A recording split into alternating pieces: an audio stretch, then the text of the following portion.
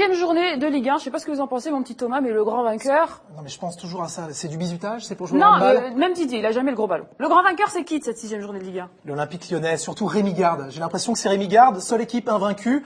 Le coach qui arrive, on se demandait si effectivement il était à la hauteur, s'il avait les épaules. Bah, c'est comme Floyd Mayweather qui rentre dans un ring, il met tout le monde KO. Et pour l'instant, eh bien, ça fait 6 victoires. Victoire 2-0 contre l'OM, c'est pas n'importe qui. Ils sont leaders au général, tout va bien pour les Lyonnais. En revanche, bah, justement, celui qui va plus du tout, c'est l'OM. Là, Didier Deschamps, il a plus les épaules. Alors, du coup, si on compare les entraîneurs. C'est son surnom, là, c'est la dèche.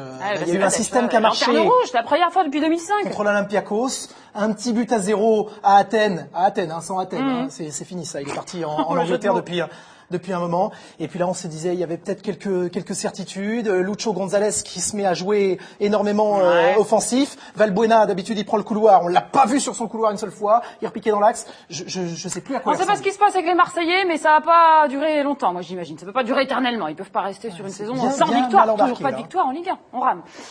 Sinon, du côté de l'ancien leader, c'était Montpellier, et ils ont perdu l'occasion de garder leur place. C'était face à Brest. Ils menaient bien, ils ont perdu. Par intermittence, 2-0. Olivier Giroud, 2/2. Un but de la tête, et c'est pas son fort d'habitude, avec son 1m92. Et puis derrière, ça revient parce qu'on est nonchalant, parce qu'on se dit, tiens, on se frise les moustaches, c'est un promu, tranquille. Ça fait 2-2 à l'arrivée. Lille, ils ont fait un petit peu pareil. Ils menaient 2-0, et puis ils se sont fait rattraper à la fin, d'où leur place de non-leader. Mais attendez, combien d'équipes ont mené 2-0? Ah, c'était le scénario idéal ce week-end. Et derrière, ont égalisé. Paris, ils ont eu chaud. Oui, j'allais dire, gagner, on en parlera juste après, si vous voulez. Les violets. Mais Toulouse, le derby de la Garonne, victoire 3-2, ils étaient menés 2-0, ils remontent, ils l'emportent. Et puis un petit clin d'œil à Manu Rivière qui, après 4 mois d'absence, sa blessure, revient, offre ce but dans les arrêts de jeu. Vous l'avez dit, les Parisiens.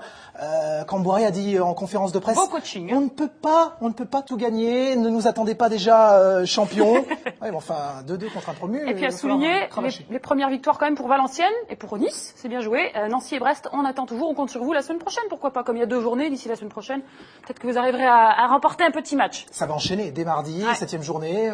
On va réenchaîner. Et puis il y a des clubs comme Lille qui ont découvert ce que ça faisait de jouer en milieu de semaine et derrière d'enchaîner. Justement, on en parlait.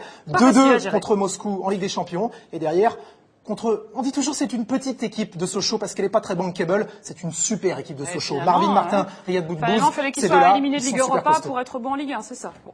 La réponse la semaine prochaine avec une prochaine journée de Ligue 1. Passez une très bonne semaine à tous. Hop, basket.